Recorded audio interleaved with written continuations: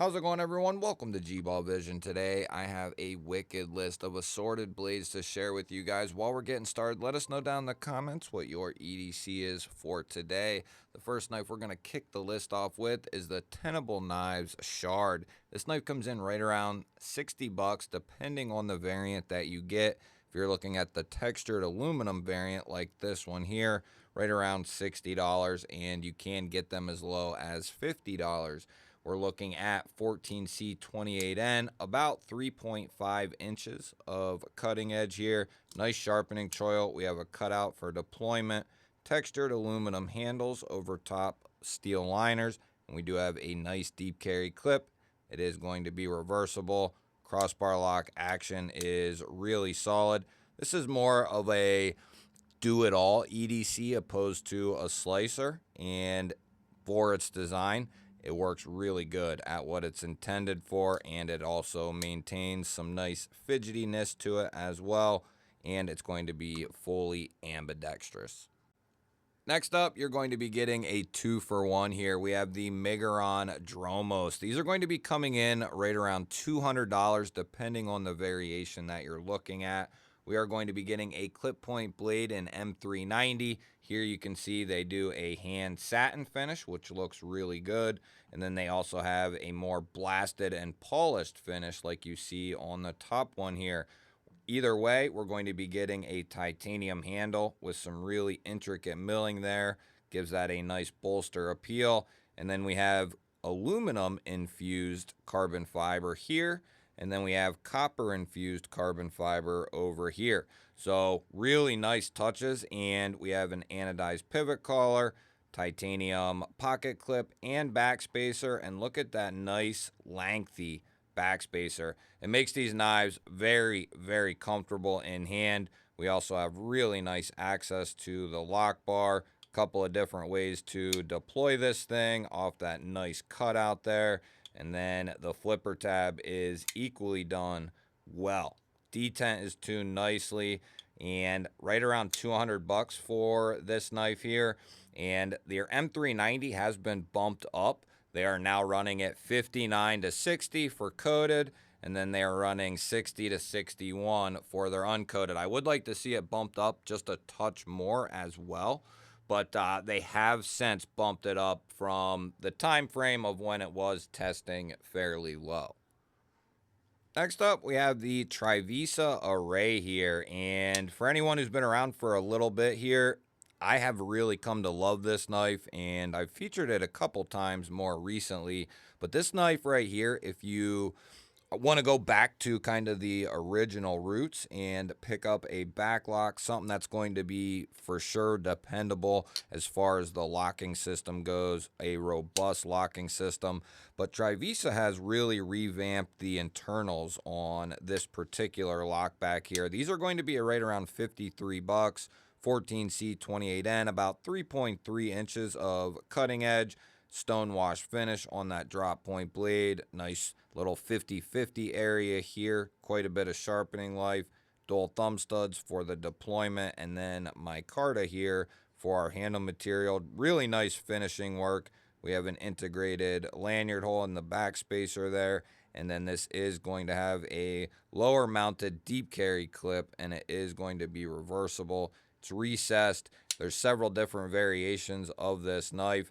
You have a completely ambidextrous knife here that's coming in at a really nice price point in some good materials, and I'm a big fan of the Array here from Trivisa. I really like what they have been doing recently. Next up, we have an EDC fixed blade here for you, and this is a newer one out of Kaiser. This is called the Quaken. This is going to come in quite a variety of price points too. It just depends on which model you get. This one here is going to be, I believe, right around $60. This is the satin finish drop point blade or Quaken style blade in Nitro V. And we do have black G10 here for the handle material, integrated lanyard hole back here. And then we have a pancake system for our sheath Kydex. And then we have a tech lock here. Sheath's not too shabby. I will be replacing the tech lock on this, but pretty cool little fixed blade here. I don't have a ton of time with this one as it is quite a bit newer, but it is one I wanted to get on your guys' radar. They do come in D2, Nitro V, and I think they might have some premium ones either out or they are coming. Pretty good fit into the sheath. I was messing with it, and this is kind of loose, so it's actually got better fit than that right there. But a nice little package here, and I believe this was Justin Lundquist. That's what I thought. So really cool little design from Justin. That is the Kaiser Quaken fixed blade. Next up, we're taking a look at the Real Steel Yak. And I told you I had a crazy, wicked list for you. This is the Yak, and it's a newer release from Real Steel.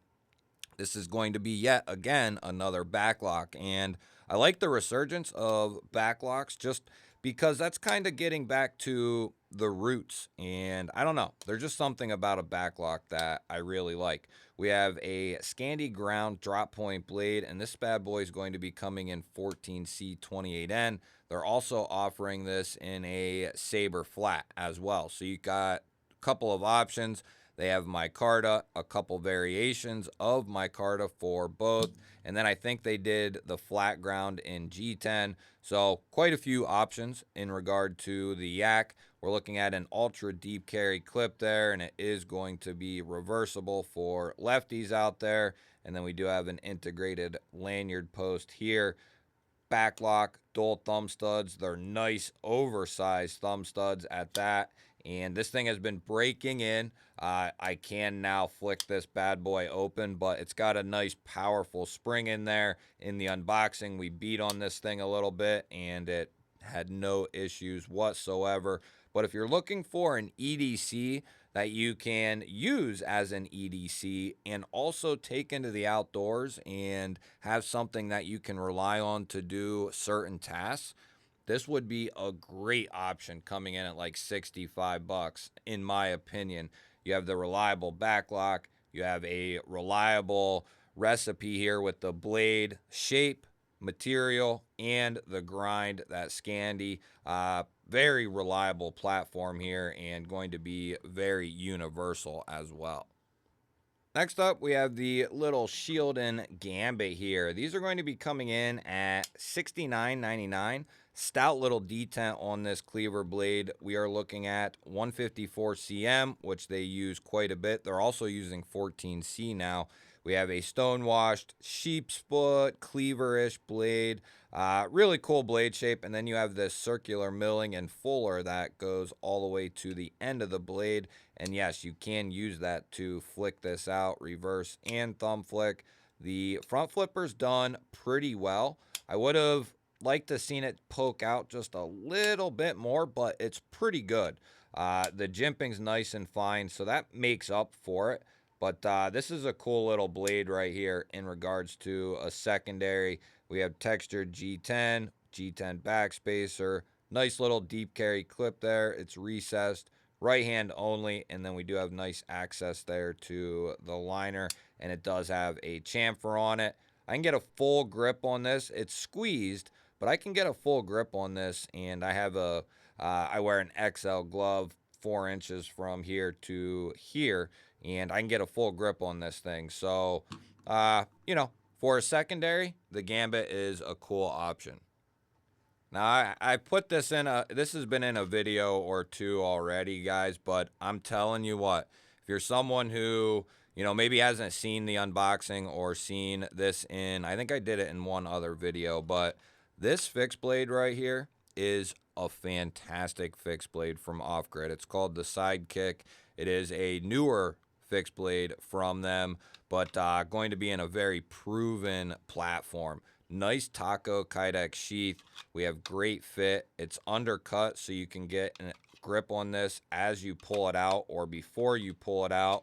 Nice thumb ramp. It's chamfered and softened very nicely. You could do that all day.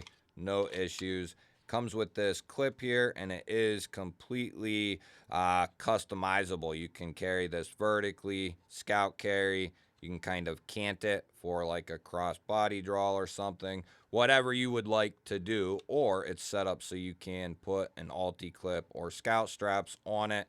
We pull this thing out here, and then we have this nice Harpoon 14C28N black wash blade, and this thing is a nasty little worker. In the unboxing, I show quite a bit of footage of doing a lot of different cutting with this, and I've done even more. We have a video coming on that soon. But this is just the ultimate EDC crossover fixed blade. If you're looking for something in that more affordable range at 60 bucks, this is one of the best out of the box packages that I've come across. Textured G10. It's a little bit thicker in the handle, so if you have a little bit larger hands, you're going to have a comfortable grip, opposed to the Militol, the Smol, and some of these other EDC fixed blades that are great for EDC, but not something you would really want to take into the outdoors and really use. This is something you could use for EDC and still take into the outdoors and do quite a bit with it. The Sidekick is really high on my fixed blade list. Next up, I got a little slip joint here for you. This is a newer one coming from QSP. This is still the Hedgehog platform, but we are going to be looking at a spear point blade, and these are starting to come out all over the place now. And if I didn't say, I'll have all these knives linked down below in the description. The spear point here, still going to be sporting 14C28N in this form here. We are looking at a steel handle and really nice fit and finish all the way across the board. We have this mid-length pull here, decent sharpening choil, solid walk and talk. Some of the best when it comes to production slip joints in this price range. Anything under $150, QSP is going to have some of the best walk and talk. That's the way I will put it. And then we have acrylic, red in this case, for our onlay. And they also do this with wood. I think they've done micarta. There's a couple different variations, and I believe there's some exclusives coming as well. But given the price point of this, in my opinion, this is the best slip joint you can get under $100. No question about it. And these are well under $100. Next up, we have the new Lynx Gear Bushcrafter, and this is one we're going to be taking out and testing here very soon. They have revamped this fixed blade, and I believe they're actually running a sale on them. They just came out, and so quite a bit of excitement going on over there. But we have a new leather sheath, belt loop attachment. Keep in mind, this is an outdoor companion style fixed blade. Nice brass clasp here and really good button. That's about as good as you can ask for. Really seated well into the strap, and that's a nice button there. So that's exactly what we want to see. And then we are looking at a drop point blade, a nice robust drop point, and these are going to be coming in D2. We have this nice heavy stonewash blade, and then it kind of has a polishing over it. And then they went back and got different micarta, and we have a new natural micarta here, kind of a tan micarta. It looks really good. It feels really good, and depending on the size of your hand, this thing will just melt into your hand depending on the size. But these are going to be very affordable. Lynx Gear is doing some good stuff with their outdoor fixed blades. Next up, we got the Reich Thor here. This thing is crazy as hell. It is very expensive, but I have not put this knife down, and it's definitely one of the most asked about knives around here. These are like $450, I think. We're looking at a full integral titanium handle here, and not just as simple as that. We have intricate milling on almost every part of the entire handle. We have all kinds of cutouts that have been chamfered and softened, all kinds of other ridges that have been softened, and this thing is just wicked as hell. A little bit different pattern up and through here. More of a collector's knife, no question about it. Some people said open here and open for debris. Yeah, maybe, but because this is an integral, you can just literally just blow this thing right out. And, not that you're going to be putting this in any crazy environments anyway, but for a regular EDC knife, collector knife, this thing is absolutely beautiful in regards to just a collector's piece. M390 for our steel, their blasted polished finish, cutout, and a rear flipper for the deployment. The detent is tuned strong, guys, and it feels really good to use that flipper tab there. The cutout works pretty good. It works good. The thumb flick is money. The reverse flick, it's okay. I don't have any problems getting it. I just, for this knife personally, I prefer the flipper tab. To be honest, it's really really good. I don't know if it'll translate onto the camera, but it is so smooth and really snappy. The design of the flipper is done really well. So just works together very nicely, but also is going to be very expensive. Next up, and this is one I hope I have the unboxing out already on, but this is the Cavill Knives Kamasu, and probably one of the coolest names. It means kick ass, and that is cool with me. So we are looking at a very unique aesthetic here with this knife. The Kamasu has that trailing point Persian style blade, going to be coming in M390. We have another blasted polished finish here.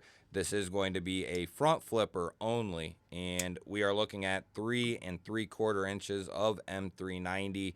Good size knife here, guys. The front flipper is designed, I don't want to say perfectly, but damn near perfect.